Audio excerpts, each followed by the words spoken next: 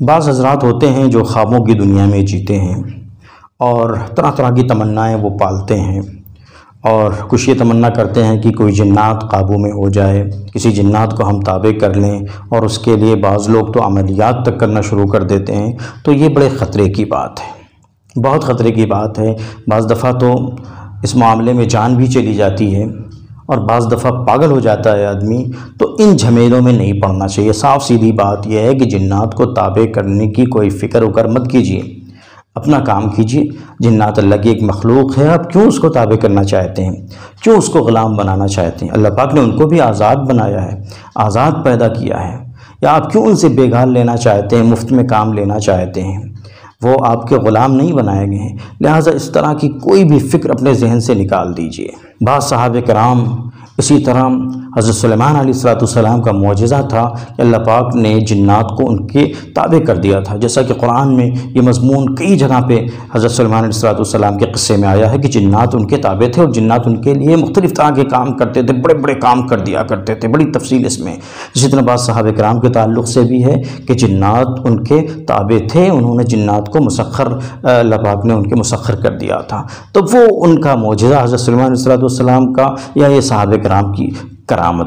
عام لوگوں کے لیے جنات کو تسخیر کرنا، اس طرح کا سوچنا یا اس کی کوشش کرنا یہ فضول ہے، بلکہ اپنے آپ کو ہلاکت میں ڈالنے والا عمل ہے۔ اب دو صورتیں ہوتی ہیں، بعض لوگ جنات کو تابع کرنا چاہتے ہیں تو کلمات کفر کے ذریعے سے اگر تابع کیا جائے، کلمات کفریہ کے ذریعے سے یا کسی معصیت کے ذریعے سے یہ تسخیر کا عمل کیا جائے، جیسا کہ بعض عملیات میں اور بعض عامل وغیرہ لوگ بتاتے ہیں، تب تو یہ کفر ہے، اس لیے کہ کلمات کفر کے ذریعے سے یہ کفر ہے، معصیت ہے، اور یہ بڑے گناہ کبیرہ ہے۔ اور اگر اسماء الہیہ اور آیات قرآنیہ کے ذریعے سے یا سورہ جن وغیرہ کے ذریعے سے جنات کو تابع کرنے کی کوشش کی جائے تو بھی عام حالات میں اس کی اجازت نہیں دی جا سکتی، اس لیے کہ ایک آزاد کو غلام بنانا اس میں ہوا۔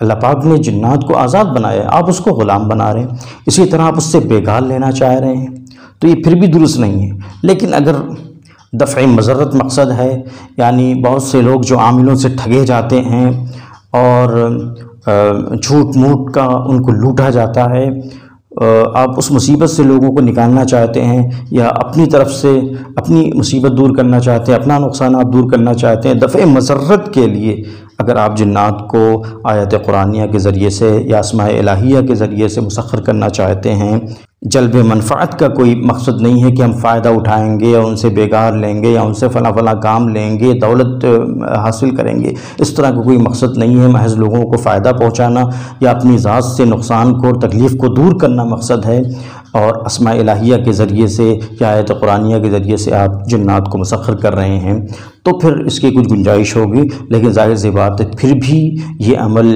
جان جوکھم کا عمل ہے اور خطرات کی راہ ہے، یہ اس سے بچنا چاہیے۔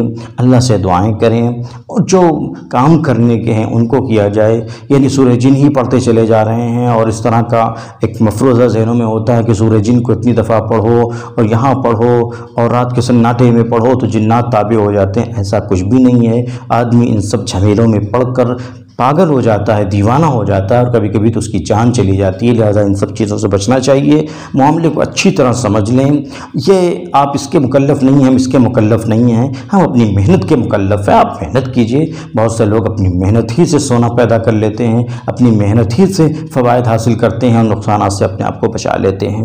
اللہ تعالی ہم سب کو نیک توفیق عطا فرمائے۔